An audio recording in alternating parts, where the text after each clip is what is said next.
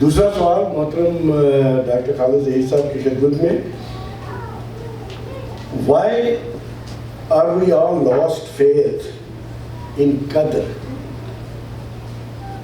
of Allah and strive tirelessly in pursuit of perfection in all aspects of life? How we can renew our faith and be content with what Allah has written for us?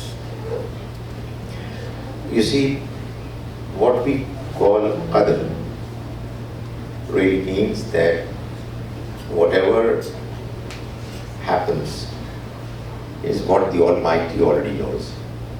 ایک تھوڑا سا ایک مشکل مسئلہ ہے، مگر میں اس کو سمجھانے کی کوشش کرتا ہوں اگر مجھے خود سمجھ میں آیا کہ دیکھیں اللہ پر جو ہمارا ایمان ہے اس کا ایک ایسپیکٹ یہ ہے، probably the most important aspect، کہ اللہ کی صفات ہیں. The Almighty has attributes.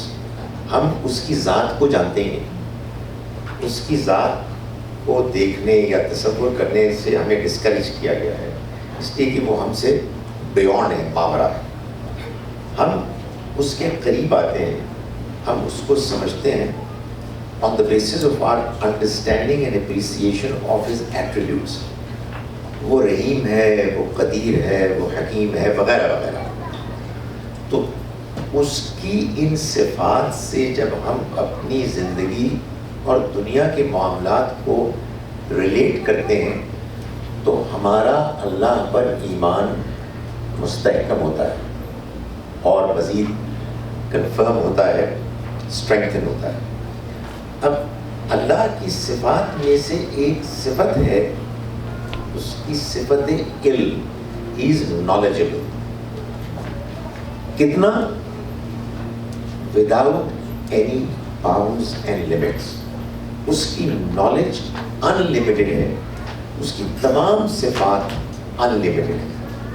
چنانچہ اگر اس کی نالج انلمیٹڈ ہے، انفینٹ ہے، تو پھر he knows everything that happen in the past, everything that is happening now, and everything that is going to happen in the future. سیانے لوگ کہتے ہیں، میں کنفیوز ہوتا ہوں سیانے لوگوں کی یہ بات سن کے، کہ for him past, present and future are the same. Okay fine, سن لیا میں نے، fine. But the fact of the matter is that his knowledge of the future is quite as perfect as his knowledge of the present and the past. اگر ایسا نہیں ہے تو he is imperfect اور اللہ تعالیٰ perfect. So whatever I am going to do in the future, whatever results, outcomes are going to take place, he already knows them. لیکن اس کو ایک اور چیز کا بھی علم ہے، اور وہ یہ ہے کہ اگر